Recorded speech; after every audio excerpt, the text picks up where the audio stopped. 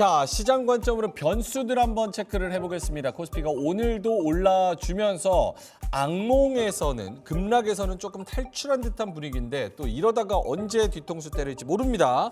두 분 한번 모셔보겠습니다. M인베스트먼트의 이주연 대표님, 신한투자증권의 황유연 팀장님 나오셨습니다. 어서 오세요. 멤버가 이게 맞습니까? 런치 토크 멤버가 아닌데 런치 토크는 조금 캐주얼하게 좀 세상 돌아가는 얘기하는 그런 컨텐츠인데 그래도 두 분이 이제 시장 전문가로서 이번 주는 좀 시장 관련된 이야기를 좀 나누고 싶어서 모셨습니다. 이주연 대표님은 요즘엔 틀면 나와요.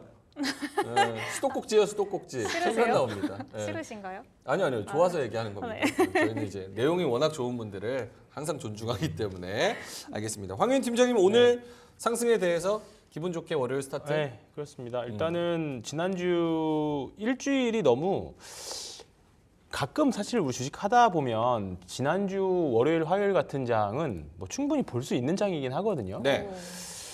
근데 뭐 사실 적응이 안 되는 거는 마찬가지예요. 뭐 네. 여전히 싫고 당연히 올라올 거다라고 생각했지만 사실 근데 이번 지난주의 하락은 사실 조금 그동안의 하락에서 느꼈던 느낌이나 결과는 확실히 좀 달랐죠. 예, 확실히 좀 달랐지만 결론은 똑같을 겁니다. 분명히 이유들이 해소가 되고 하면 분명히 올라올 건데 한 이 정도의 하락은 사실 한 보름에서 한 20일, 한 달 정도 길면 가장 그나마 비슷한 사례가 2018년 10월 정도였던 것 같은데 그때 한 달을 괴롭혔는데 네.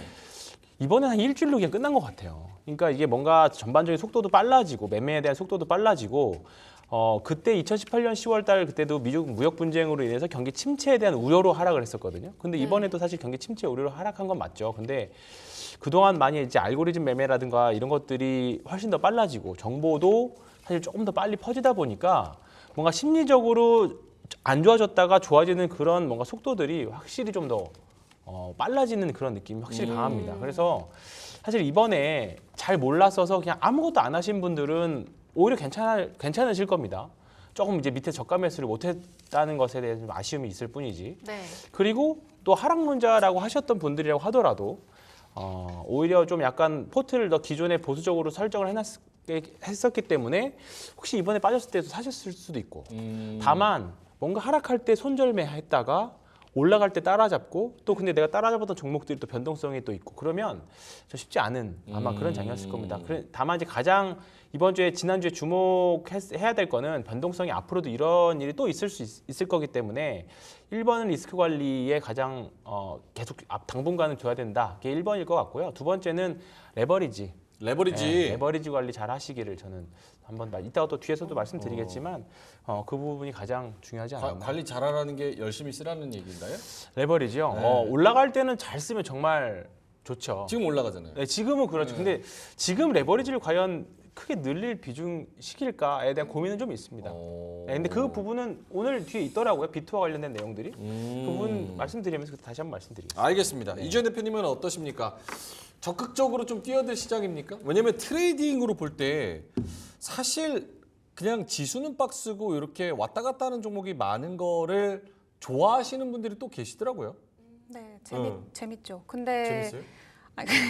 트레이딩을 하시는 분들 입장에서는 재밌는 시장인데 이제 트레이딩에 별로 자신이 없다. 나는 조금 이제 피지컬적으로 그렇게 크게 좀 시장에서는 좀 두드러지지 않는 것 같다라고 하시는 분들 같은 경우에는 네. 지금 같은 시장에서 앞서서 이제 말씀을 해주셨다시피 올라가는 거 따라잡고 또 떨어진다고 매도하고 이거 한 2번 반복하다 보면은 계좌가 이제 너덜너덜해지거든요. 근데 그러기 딱 좋은 시장이라고 좀 생각을 합니다. 그래서 지금 같은 경우에는 차라리 낙폭 과대 종목들을 좀 매수를 해서 이제 좀 반등 시에 좀 정리하는 그런 방향으로 축소하는 방향으로 가져가는 거를 하거나 아니면은 이제 아예 트레이딩 관점으로 접근을 해서 이제 좀 모멘텀이 지속이 되고 있는 종목들 중에서 수급이 쏠리는 그런 종목군들 중심으로 좀 매매를 하면서 단기로 빠르게 가져가는 전략 둘 중 하나로 좀 가져가시는 게 좋을 것 같습니다. 아니면은 아예 아무것도 안 하거나 좀 기다리거나 네, 이런 전략이 좀 필요하지 않을까라고 생각을 하고 있습니다. 알겠습니다. 네. 그럼 두 분께 딱 포인트만 찝어서 여쭤볼게요. 시장을 짓눌렀던 변수들, 그러니까 악재라고 우리가 불렀었던 것들 얼마만큼 반영된 겁니까? 지금 프라이싱에. 저는 한 70%는 반영된 것 같아요. 30%나 남았어요? 그 리스크가? 뭐가 30%가 또 남았어요? 일단은 네. 사실 지난주에 대한 하락이 사실 저는 금리 인하 이후에 조금 나올 수 있다라고 생각을 했었거든요. 왜냐하면 금리 인하하고 나면 뭐 여기저기서 많이 나온 얘기지만 결국은 이게 리세션 컷에 대한 분명히 우려가 분명히 있었을 겁니다. 저는 그리고 지난주에 혹시나 연준에서 금리 인하를 했다면 오히려 긴급적으로 뭐 이제 모여서 뭐 금리 인하를 했다면 저는 시장은 거의 리세션에 대한 확정으로 보고 거의 한 번 지난주 월요일 같은 하락이 한 번 정도는 더 나올 수 있었다라고 생각은 해요. 근데 저는 일단 예방 주사 겸으로 먼저 한번 맞은 것 같아요. 네. 그러면서 여러 가지 악성 매물들도 소화가 되는 그런 부분들도 좀 있었고 시장 참여자들로 하여금 그럴 수도 있겠거나라는 것에 대한 다들 경각심들을 많이 갖게 됐다고 생각합니다. 다만 이제 그 7월 달에 나왔던 실업률 지표들이 과연 일시적인가 요즘에 다시 분석 나오는 것에 대해서 일시적인 것에 대한 다시 한번 재해석은 아마 앞으로 나올 지표들이라던가 네. 또한 8월 말에 있을 엔비디아 실적 발표들을 통해서 확인을 하려고 할 겁니다. 네. 그러면 혹시나 삐끗하게 되면 조금만 투자자들의 매도 버튼을 누를 수 있는 뭔가 요인들이 당겨진다라고 하면 충분히 하락은 한 번 더 나올 수 있을 것 같아요. 뭐 지금 사실 지난주에 제가 고객님들한테 전화를 많이 받았던 것 중에 하나가 전쟁 나가지고 빠지는 거냐였거든요. 아하. 근데 저는 사실 전쟁으로 빠졌으면 너무 사실 고맙죠. 주식하는 입장에서는. 왜냐하면 전쟁으로 인해서 빠졌던 거는 지금까지 다 회복을 했기 때문에 그렇죠. 전쟁은 리스크가 아니었고 사실 우리가 뭔지 모르는 그 무언가 때문에 사실 고생을 했던 거잖아요. 그쵸. 사실 월요일 날 하락도 뭐 여러 가지 추측성 이유들은 많이 있었지만 이것 때문에 빠집니다라고 사실 명확한 게 없었어요. 그렇다 보니까 사실 그 정도 하락 나왔을 경우에는 과감하게 매수 버튼을 들어가시는 분들 분명히 있어야 되는데 사실 우리가 코로나 초기 때도 주가가 세게 밀렸었던 이유는 코로나가 도대체 어느 정도의 질병인지를 우리가 몰라서 그랬던 거거든요.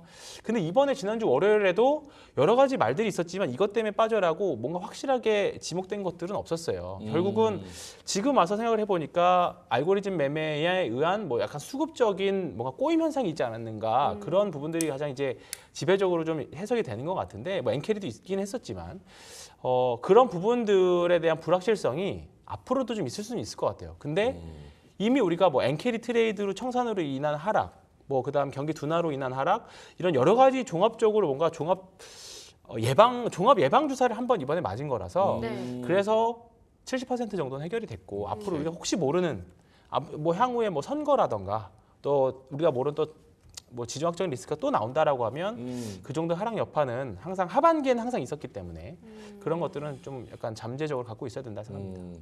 리스크 요인은 한 30% 정도 남아 있지만 어느 정도 좀 지나가는 네. 분위기라는 거는 좀 인지를 하고 계신 거고 지금 뭐 분량의 한 90%는 황유현 팀장님이 말씀을 많이 해주셨는데 마크님께서 패널 누나 설명이 너무 좋아요 이렇게 별말 안 하셨는데 그렇죠? 네. 어떻습니까? 네? 어때요? 이런 리스크 우리 패널 누나는 얼마나 반영됐다고 보세요?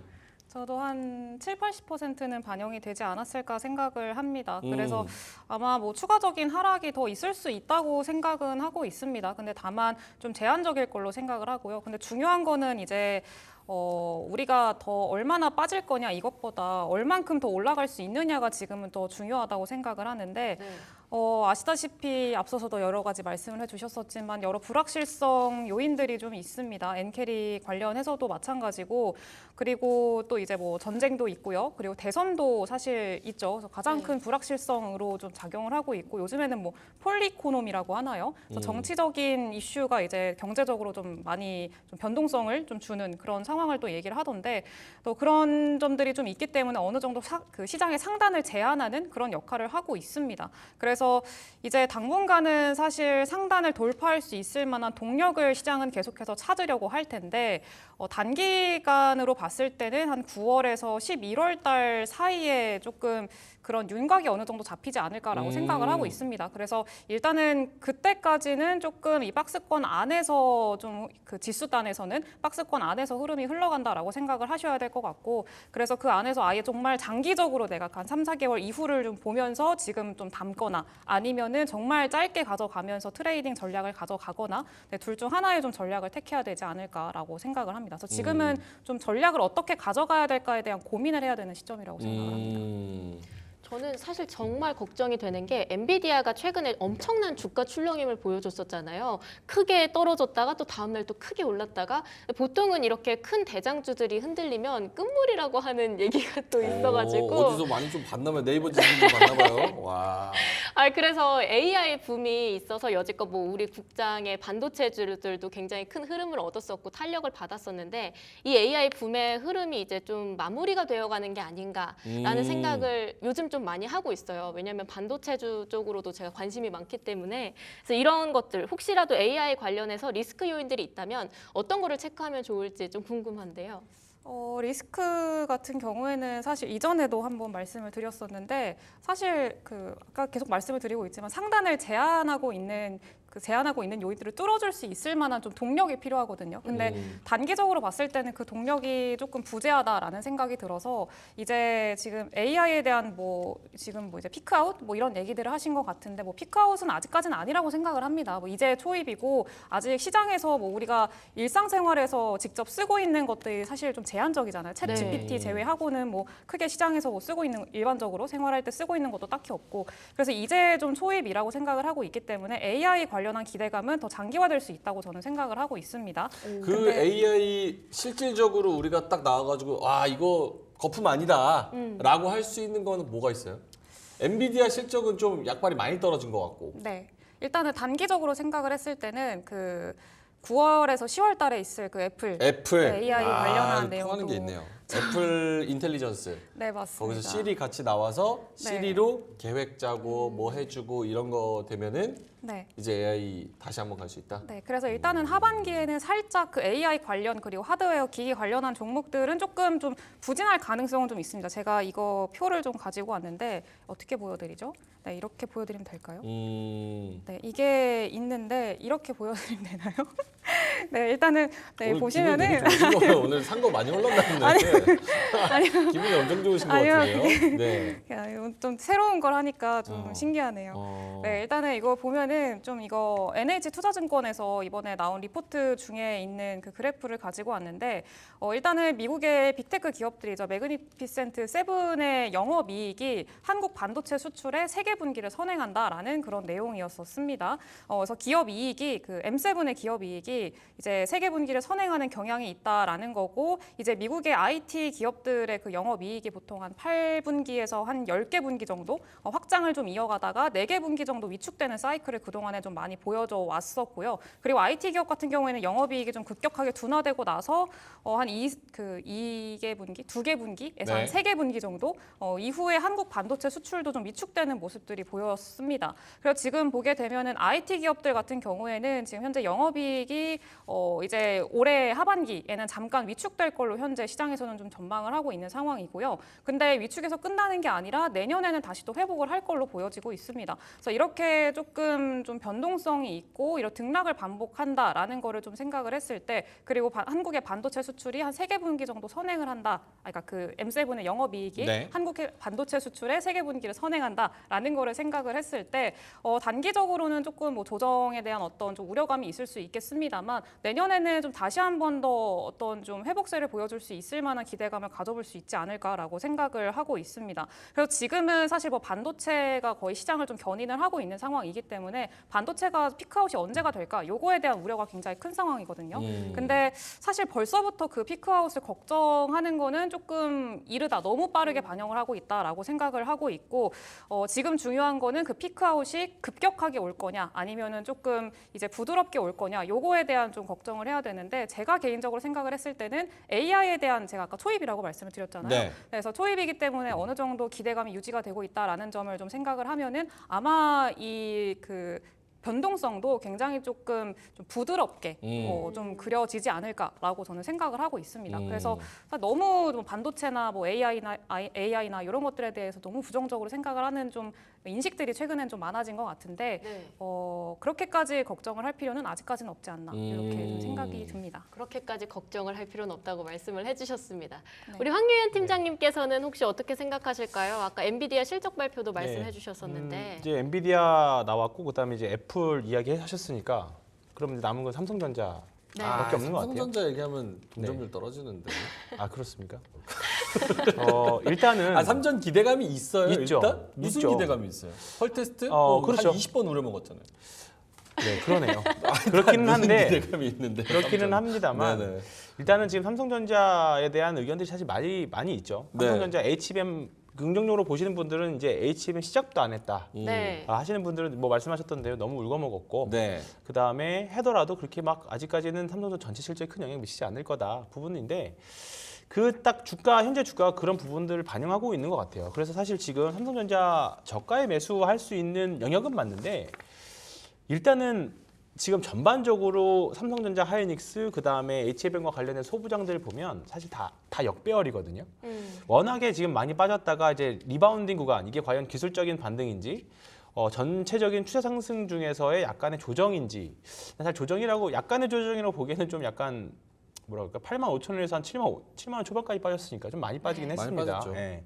그런 부분들의 조정 중에 양상인지 이제 그런 것들을 좀 약간 눈치 보는 듯한 그런 플레이는 있습니다. 근데 일단은 9월 달경의 결과는 지금 대부분 보면 이제 9월 달 중에 나올 걸로 좀 보고는 있는 것 같아요. 다만 만약에 콜테스트가 되면 사실 우리가 계속 상반기부터 해왔던 아이디어는 엔비디아 입장에서도 삼성전자가 콜테스트를 빨리 통과했으면 하는 입장이었잖아요. 네. 그러니까 하이닉스 물량 가지고는 자기네들이 말한 대로 투자자들의 말한 대로 가이던스를 맞출 수 없고 지금 가속기에 대한 수요들을 맞출 수 없기 때문에 오히려 삼성전자도 급하지만 사실 엔비디아도 매우 급한 상황입니다. 그렇기 때문에 그렇게 된다라고 하면 사실 그때 당시 시장 상황이 매우 중요할 것 같아요. 그러니까 미국 시장이 먼저 무너지고 하면 삼성전자 분명히 통과를 한다고 하더라도 우리나라 주식시장만 삼성전자만 주구장창 시장을 되돌릴 수는 없을 거고요. 9월 달 가서의 시장이 매우 중요할 것 같다. 저도 큰 틀에서는 사실 AI가 AI 버블론이냐 또는 AI 상승 중에 조정 중이냐라고 굳이 결정하라고 하면 아직까지는 조정 중인 것 같아요. 아직까지는. 근데 그런 부분들에 대한 고민을 이제 확정을 지을 수 있는 거는 9월 달 정도일 것 같습니다. 그래서 사실 지금은 반도체 가지고 계신 분들은 충분히 가지고 가셔도 될 것 같아요. 그거 많이들 여쭤보시던데 그 난카이 지진 네. 네. 가능성? 네. 그거 뭐 100년, 150년 만에 찾아오는 지진이 이번 주가 고비다. 그래서 엄청 크게 지진이 날 수 있다. 만약에 그렇다면 일본의 그런 지진 때문에 반도체 소부장 우리가 특히 공수받는 거에서 영향을 받을 수가 있고 그렇게 되면 또 반도체 생산에 또 차질이 생겨서 우리나라 쪽도 안 좋을 수 있다라는 그런 논리들이 퍼지는 거 보면 시장의 센티가 아직은 좀 많이 약하구나 이런 생각을 좀 많이 해요. 그런 거 보면은 뭐 그런 지진에 대한 가능성이나 혹은 전쟁에 대한 가능성이나 이런 게 나왔을 때 한 번 더 시장이 이전처럼 확 흔들릴 수 있는 가능성도 열어둬야 되나요? 그럴 가능성도 배제할 수는 없죠. 이전에 그 대만 지진 때도 또 TSMC 공장 멈추면서 우리나라 증시도 잠깐 흔들렸었잖아요. 네. 네, 반도체 기업들 중심으로. 그래서 그럴 가능성을 배제할 수는 없습니다만 일본이 지진이 날지 안 날지는 저도 잘 모르겠어서 그건 기상청도 몰라요. 알수 없죠. 네, 일단 가능성은 염두에 두기는 해야겠다라는 거는 맞는 것 같습니다. 황윤 팀장님은요? 전쟁이랑 뭐 지진이랑 뭐 이런 그걸로 인해서 빠지면 저는 뭐 오히려 기회다. 매수 기회죠. 다만 이제 그럴 때 현금이 있느냐 없느냐에 대한 문제이기 때문에 지금은 일단은 리스크 관리를 일단은 가장 먼저 선두에 두고요. 왜냐하면 시장 자체가 아직 뭔가 올 작년 말 올 상반기처럼 뭔가 우르르 올라가는 뭔가 호재에 민감하고 악재에 둔감한 시장은 아니라는 거죠. 지금은 최소한 반반은 되는 것 같아요. 뭔가 악재 나오면 언제든지 쏟아낼 수 있고 언제든지 호재 나오면 나 따라 사겠다 그런 사람 분들이 많이 있기 때문에 그렇기 때문에 지금의 거래 대금도 다시 또 줄고 있고 그러거든요. 그런 부분들이 지금 시장에서 반영된 거고 이제 7월 달까지는 전통적으로 통계를 보면 7월 말에 조금 이벤트가 이번에는 좀 있었지만 7월까지는 항상 시장이 괜찮았었거든요. 네. 왜냐하면 제가 8월 달에 쉴 때 돈을 팡팡 썼던 기억을 생각을 해보면 7월 달에 느낌이 좋았었기 때문에 아마 카드값이 많이 나왔을 거라고 생각을 그렇네요. 해요. 네. 근데 8월 지나고 나면 8월, 9월, 10월 달은 이제 우리나라 금투세 이슈도 분명히 또 불거질 거고요. 우리나라 개별 이슈로는. 그다음에 삼성전자 HBM과 관련된 내용도 있고 그다음에 금리 인하와 관련된 내용이 3분기 중에 있기 때문에 일단은 하반기는 일단은 좋은 뭔가 매수의 좋은 센티보다는 조금 매도의 센티에 좀 더 민감하게 반응할 시기인 거는 맞는 것 같아요. 네. 지수에 대한 그런 뭔가 기대감 이런 거는 좀 없으신 네. 것 같고 네. 종목에 대한 트레이딩은 좀 접근하기 유효하다. 알겠습니다. 암살자님께서 광복절도 다가오는데 그래서 모나미 살까 이렇게 말씀을 해주신 것처럼 이따가 뭘 어떤 섹터와 어떤 종목 이런 거 사야 되는지는 한번 이따 여쭤보도록 하고 현금을 잘 말씀을 해주셨어요. 지금 뭐 금요일 날 그러니까 지난주인가요? 지지난주죠. 지지난주 금요일, 지난주 월요일까지 폭락 장세가 오면서 반대 매매에 대한 걱정을 엄청 많이 했는데 체감이 너무 커서 그런가 약간 반대 매매가 많이 나왔음에도 아직도 물량이 좀 남았나 이런 걱정을 좀 하게 되거든요. 지금 B2 관련해서는 신용융자 잔고가 어떻습니까? 좀 많이 줄었나요? 지금 많이 줄었습니다. 지난주에 보게 되면은 지난주에 한 20조 원, 지난주 20조 원이 아니죠. 네, 일단은 19조 원에서 네. 좀 8월 7일 기점으로 해서 하루 만에 1조 원 넘게 거의 2조 원 가까이 갑자기 훅 줄었습니다. 네, 그러면서 이제 시장이 워낙 변동성이 또 크다 보니까 신용 융자가 좀 많이 줄은 건데 과거부터 좀 쭉 보면은 이제 한 16조 원 정도 신용융자 잔고가 남았을 때 보통은 바닥을 좀 많이 잡더라고요. 네, 그래서 이제 그런 것들을 보면은 아마 단기적인 시장의 바닥은 어느 정도 잡아 나가는 과정이 아닌가라고 생각을 하고 있기는 합니다. 신용융자만 봤을 때는.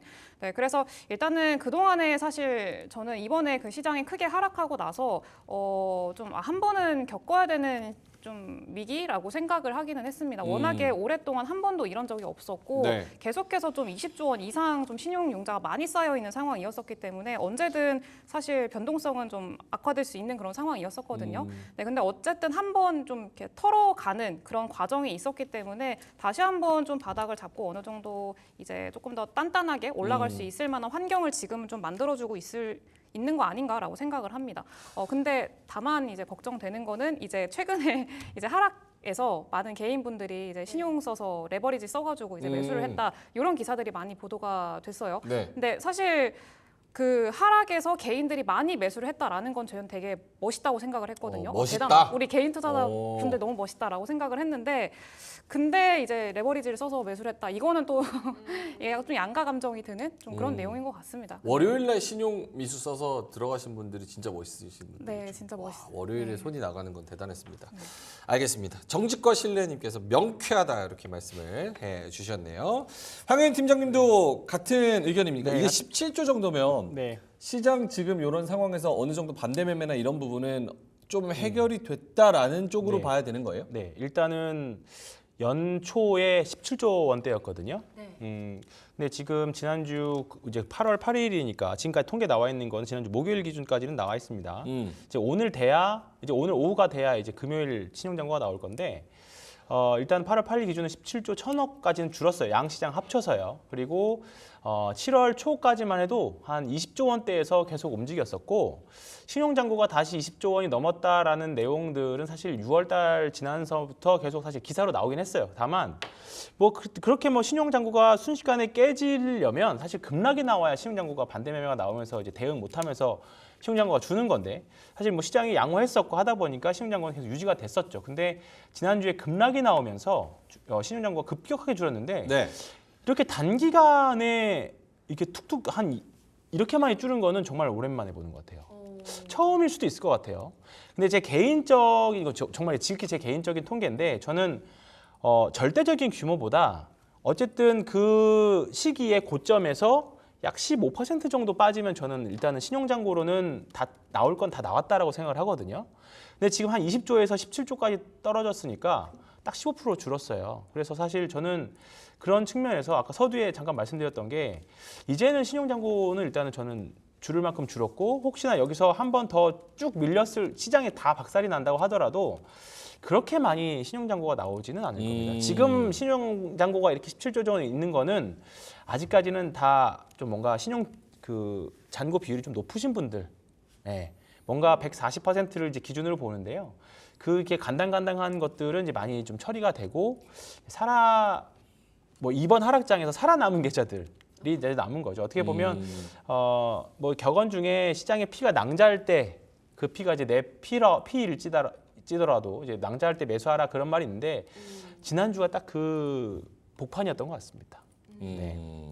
지난주에 비해서 조금 그래도 폭이 좁아진 것 같긴 해요. 이 롤러코스터 장의 출렁임 폭이 좀 줄은 것 같긴 한데 그래도 여전히 변동성이 있고 무섭잖아요. 시장에 공포감이 여전히 남아있잖아요. 이럴 때 좀 도피처를 찾는다고 한다면 일단 지난주에 화장품 그리고 바이오, 제약 바이오 이렇게 두 개의 얘기가 굉장히 많이 나왔던 테마였는데 또 어떻게 생각하시는지 그리고 혹시 추가적으로 다른 거를 추천해 주신다면 그런 테마들에 대한 이야기들도 좀 듣고 싶은데요.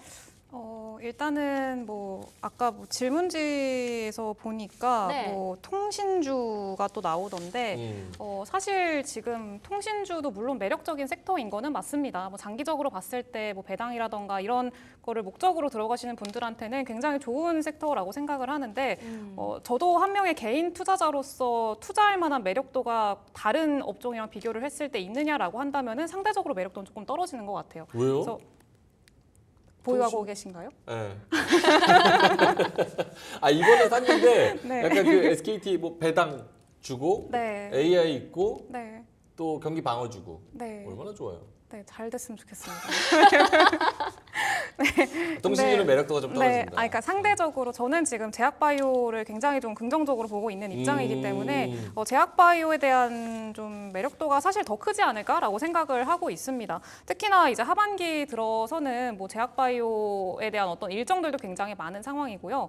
그리고 이제 뭐 파이프라인이라던가 상업화 일정이라던가 이런 것들이 좀 하반기에 많이 몰려 있습니다. 그리고 특히나 또 9월 13일부터 유럽에서 또 이제 아마케 또 있잖아요. 종양학회 있잖아요. 네. 네, 그래서 이제 그런 것들도 하나의 모멘텀으로 작용할 가능성이 있고요. 그리고 뭐 11월 달에는 생물보안법 통과에 대한 기대감도 있고, 그래서 여러 가지 좀 모멘텀들이 몰려 있기 때문에 사실 제약바이오들을 계속해서 좀 상방으로 끌어올려줄 수 있을 만한 그런 내용이라고 좀 생각을 합니다. 그리고 이제 제약바이오를 단순히 금리나 수혜주다 이렇게 좀 설명을 하는 경우들도 있는데 그거는 이제는 좀 이 제약바이오가 단순히 금리나 수혜주다 이거는 좀 아닌 것 같고 어느 정도 좀 벗어났다라고 생각을 합니다. 뭐 제약바이오가 금리 인하 수혜주가 됐었던 원인 중에 하나가 이제 돈을 못 벌잖아요. 돈이 네. 없으니까 금리 인하가 된 저금리 환경에서 자금을 조달하기 편해서 그렇잖아요. 근데 사실 일부 제약바이오 기업들 같은 경우에는 이미 기술 이전 계약이라던가 수출을 통해서 어느 정도 자금을 여력을 굉장히 많이 확보를 해놓은 기업들이 굉장히 많고요.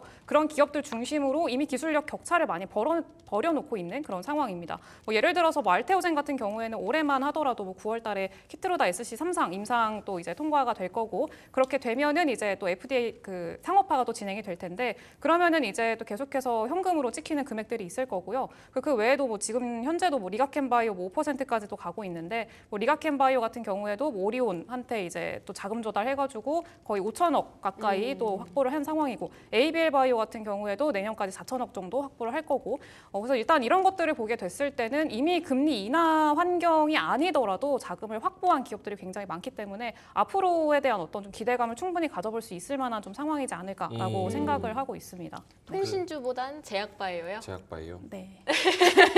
제약바이오도 샀어요. 아, 네. 포트폴리오의 다변화. 아 기가 막히죠. 근데 제약바이오 네. 약간 지금 좀 얘기가 많이 나와가지고 네. 네. 지금 신규 접근도 괜찮은 상황인지 혹은 정말 좀 냉정하게 봤을 때 지금은 보유자의 영역이라고 생각해야 되는 건지 물론 종목마다 다르겠지만 전반적으로 저는 지금도 신규 접근 충분히 가능한 괜찮다? 시점이라고 생각합니다. 네. 팀장님도 네. 동의하실까요? 매우- 바이오나 네, 맞습니다. 오. 매우 동의하고요. 네. 일단은 지금 시장의 수급 자체가 일단 지금 결국은 주도 섹터가 어디냐를 바라봐야 되는데 사실 뭐 주가가 올라갈 때는 당연히 항상 이래서 안 된다라는 반문이 항상 붙게 마련입니다. 근데 가장 결정적인 거는 주가거든요. 가장 정답은. 근데 지금 대부분의 바이오 회사들은 이제 신약 개발 쪽에서 혹시 뭐 말씀하셨던 알테오젠이나 뭐 에벨 바이오나 그다음에 뭐 CDMO 그 생물보안법에 수혜 볼 수 있는 삼성바이오로직스나 바이넥스 이런 종목들을 보면 다 신고가 영역 근처에 있어요. 근데 그에 반해 우리가 막 좋다라고 했던 종목들 중에서는 일부는 또 하락 추세에 있는 종목들도 있고요. 그러니까 결국은 시장 참여자들이 뭐 이게 금리 인하에 대한 수혜주가 되든 아니면 과거와 바이오주들의 성격이 많이 달라졌든 어쨌든 시장 참여자들은 이쪽 섹터를 굉장히 주도적으로 보고 있는 거죠. 그게 대표적으로 지금 시장에서 주도주라고 보고 있는 게 바이오하고 조선이 되는 거고요. 그러니까 지금 구간에서는 결국은 미국 시장이 무너지고 우리나라 시장이 무너지면 어떤 종목이든 다 무너지는 건 마찬가지입니다. 그리고 어차피 우리가 주식시장을 아예 떠나서 나는 너무 안 좋게 봐가지고 현금화 100% 현금화해서 주식에 떠나겠다라고 아닌 이상은 결국 내가 주식을 들고 있겠다라고 하는 이상이라면 그런 투자자라면 네. 결국은 지금 센 섹터에서 놀아야 되거든요. 결국은 센 주식들이 시장 참여자들이 가장 좋다라고 하는 섹터예요. 그러니까 사실 지금 버블 논란이 나오기에는 아직 좀 일러요. 지금 일단은 뭐 금리 인하도 안 했고 뭔가 결정적으로 막 시장 참여자들이 뭔가 시골에 계시는 할머니 할아버지들이 알테오젠이라도 지금이라도 사야 되느냐? 제가 예전에 작년 여름에 강원도에 휴가를 갔을 때 그 제가 닭도리탕인가를 먹고 있었어요. 네. 그 옆자리에 있는 할아버지가 2차 전지 이야기를 하는 걸 제가 옆에서 들었어요. 네. 그 정도로 다 아시는구나. 근데 사실 얼마 지나지 않아가지고 사실 9월 달 이렇게 됐거든요. 근데 사실 그 정도까지 바이오는 아니거든요. 뭐 물론 어렵지만. 큰 손일 수도 있잖아요. 아 있죠. 물론 있겠지만. 50억 사. 그냥 물론 그럴 수도 풀매수해. 이럴 수도 있잖아요. 그때 휴가지에서 근데 사실 네. 아차했었어요. 아차. 여기까지 왔구나. 아. 그래서 이제 사실 그런 정도의 버블도 아직 아니고 옛날에는 사실 우리나라 한국 바이오들 보면 말도 안 되게 정말 그 주가 이름에 그 바이오 이름 뭐 젠이나 셀, 뭐 진 이런 것만 들어가도 올라가는 시기가 있었습니다. 2018년 봄이었거든요. 근데 지금은 보면 바이오라고 해서 모든 바이오가 다 좋지는 않아요. 딱 선택받은 몇 개, 한 10개 내외 바이오만 지금 좋은 흐름이거든요. 그러니까 지금 바이오 안에서도 선택과 집중을 충분히 하셔야 되는 구간이기 때문에 일단은 저는 어쨌든 시장이 무너지면 다 무너진다. 근데 그렇기 때문에 이왕 바이오 섹터 할 거면 지금 제일 센 추세 우상향이거나 신고가 이상인 종목들에서 하시는 걸 저는 추천드립니다. 약간 그런 거 있잖아요. 약스터 인덱스, 뭐 배드민턴 인덱스 해가지고 네. 뭐 이렇게 약스터나 이렇게 지나가다가 네. 뭐 에코프로 얘기 그렇죠, 들리고 그렇죠. 뭐 알테오젠 얘기 들리고 그때가 이제 딱 매도 네. 신호다. 그 부분을 말씀을 해주셨습니다. 자, 알겠습니다. 전반적으로 제약바이오 이쪽으로 좀 바라보면 좋을 것 같고 리스크 같은 경우는 좀 많이 지나간 감이 있다. 오늘도 보면 시장이 좀 힘이 좀 생기는 것 같아요. 그래서 여러 가지 뭐 일본은 또 휴장이고 그래서 저는 오늘 좀 매갈이 없을 줄 알았는데 하이닉스가 4% 오르고 또 빈집털이 밑에 누워 있는 애들도 좀 많이 올라와줘서 오늘 코스피가 2,600선 위로 좀 안전하게 안착을 하는 거 아닌가 이런 생각이 듭니다. 자, 그러면 두 분의 오늘의 그 한마디씩 한번 들어보고 마무리를 할까요? 이지연 대표님부터. 네, 돌다리도 두들겨 보자. 돌다리도 네, 두들겨 보자. 앞서서도 말씀을 해주셨는데 지금은 사실 뭐 현금이라던가 또 자금을 확보해 놓은 거, 좀 리스크를 회피하는 게 지금은 또 가장 중요한 시장이기 때문에 내가 굳이 좀 무리해서 지금은 매매를 할 필요는 없고요. 어느 정도 좀 시간적인 여유를 두고 좀 지켜볼 필요가 있다. 좀 이렇게 말씀을 드릴 수가 있을 것 같습니다. 알겠습니다. 돌다리도 두들겨 보자. 어떤 악재가 또 시장을 확 짓누를지 모르기 때문에 황윤 팀장님은요? 저는 진짜 종목장의 시대. 진짜 네. 종목장의 시대다. 지금 뭐 지수는 사실 큰 의미는 없는 것 같아요. 뭐 삼성전자가 얼마를 가든 결국은 외국인들이 큰 주식 가지고 지난주에 뭐 선물 옵션 시장에서 포지션 변화 보시면 아시겠지만 사실 외국인들이 맘만 먹으면 지수들은 움직일 수 있거든요. 네. 결국은 지금 어떤 종목에서 집중을 해야 되느냐, 어떤 종목이 우상향이고 시장 주도 섹터냐 그 부분을 가장 판단하는 게 계좌가 오히려 이런 변동성 이용해서 크게 늘어나는 시기냐 아니면 재미없는 시기냐 그걸 결정할 것 같습니다. 알겠습니다. 여기 불빠따님께서 누나 돌다리를 두드리라면서 바이오 이렇게 말씀하셨는데 바이오도 두드리면 또 바이오가 굉장히 단단한 돌입니다. 그럼요. 삼성 바이오로직스 실적 보십시오. 어마어마합니다. 셀트리온도 마찬가지고요. 알겠습니다. 그럼 두 분과는 여기서 좀 인사를 드려야 될 것 같습니다. 오늘 런치 토크까지 또 나오셔서 원래는 이제 뒷코너에 시장 얘기를 전문적으로 하시는 분들인데 오늘도 시장 점검을 하려고 두 분 한번 모셔봤습니다. 자, M인베스트먼트의 이주연 대표님 그리고 신한투자증권의 황유현 팀장님과는 여기서 인사를 드리도록 하겠습니다. 두 분 오늘 말씀 고맙습니다.